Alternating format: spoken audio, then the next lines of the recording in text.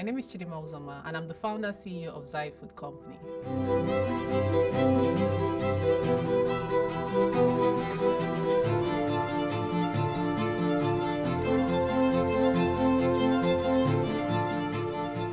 At first, to be honest, I wasn't sure I knew what I was doing. It was more from a place of just raw curiosity. I'm an avid reader, so for anything I didn't know, I would spend hours and days and nights just reading and taking up so much knowledge about it. I think with that, over time, I now got to a point where I knew that I knew what I was doing. And it was easy for me to tell people, see, I know this thing, and yeah, you should give me your money. How I moved from law to food manufacturing was from a place of passion. I enjoyed food production. I enjoyed the science of food pretty much. And that was what piqued my interest. I was working as a lawyer. I was practicing and I really did enjoy it. But I think the passion and the interest in food just took over at some point. It is very much the impact that Zayith does. That is for me the greater reward for everything that I'm doing. So, and I think the best times for me have been maybe walking into maybe my children's school, or just being somewhere random and someone walks up to me and tells me, oh my God, your yogurt is amazing. My family takes this every day and they're so excited about it. And for me, that impact is something that I can never quantify, because as much as people think food is just, is small, food is not really small. Food nourishes your soul, it nourishes your mind, it nourishes everything. So when people find food that actually does all of that for them, I think that is something that is deeper than most people acknowledge. So that for me is the impact, the fact that we have the opportunity and the privilege of nourishing people very intensely, nourishing their minds, nourishing their bodies, nourishing everything about them.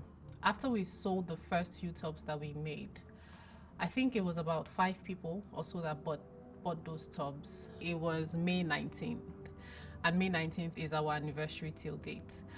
That was when we had the first batch of Zayith yogurts ready. I think it was 20 tubs or something like that. It was our Greek yogurt, our current high protein Greek yogurt. That was the first recipe, and that was the first yogurt that we ever made. And I remember how excited I was and how anxious I was. I just kept like, would people buy? Would they like it?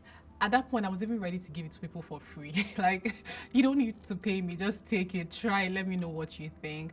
But I think my friends really liked it and they paid me money for it. So I didn't have to give it out for free. And the reviews after that day was such an encouragement. And I think it was because of that I continued.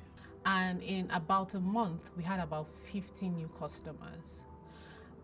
There was no sort of advertising. There was no sort of, I was even too shy to talk to people about it. But what worked for us at that time and has been working for us is word of mouth. The fact that people tried, I remember a particular customer that tried the yogurt. She bought one of the tubs and she got 5 of her sisters to buy, and it was just crazy, because then we would send to the entire family maybe like 15 tubs or something like that. So referrals has been something that has been the core of what we do. Like I said, food is deep. So when people can connect to a brand or can connect to food in some way, they always would want to share that with the people that they love. And of course, that has helped us. It has helped us in our marketing. It has helped us in having more customers and, of course, earning more revenue. And even when we speak to investors or we speak to people, what usually is at the forefront of what we are saying is our brand story, is a connection that customers have to our brand.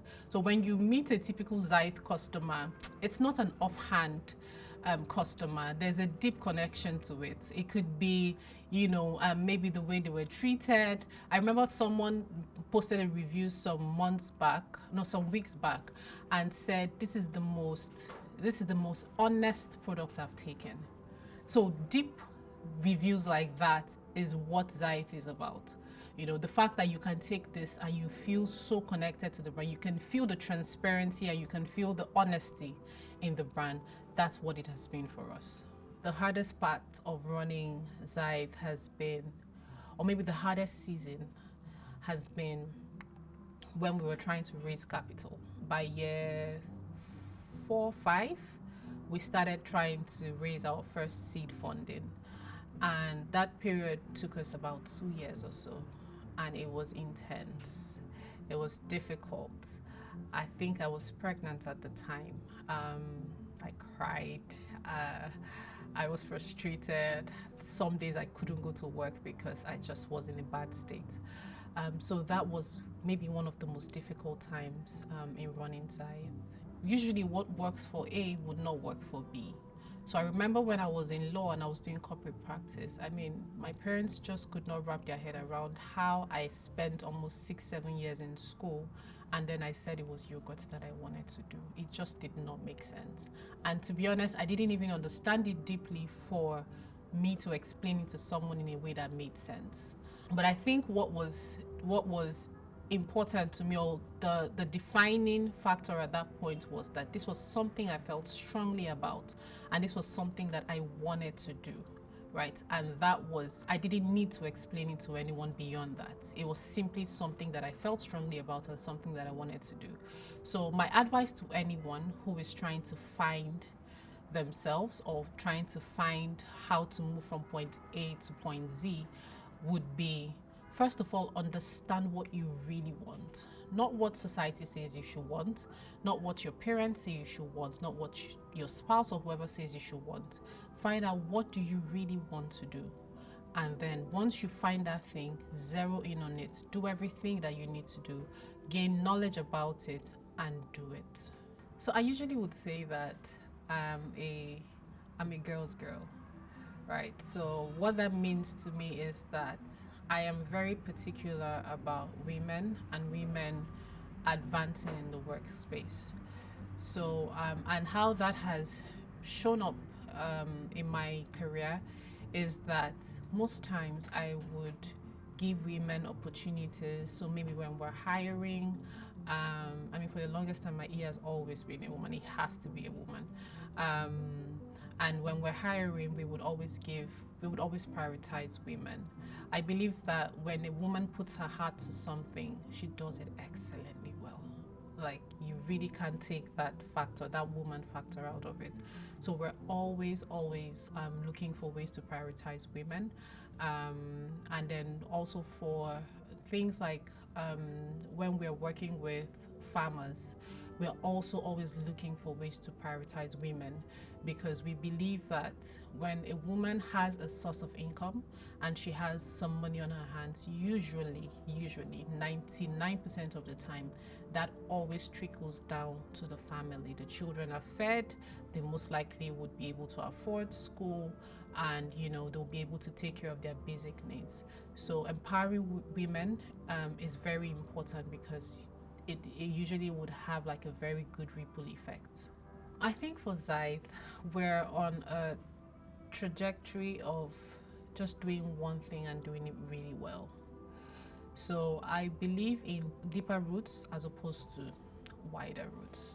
So we have taken yogurts as a product, and we are looking to grow our market reach across not just the Nigerian market, but the African market. So in a couple of years, once we think that we have completed, or we have finished with the Nigerian market and we have deep enough roots in the Nigerian market, our plan is to expand to other African markets. So that's probably what you'll see in the next couple of years. I think I made my first million in the first year. Yeah, I think maybe in the first year. Everything went straight back into the business, yeah.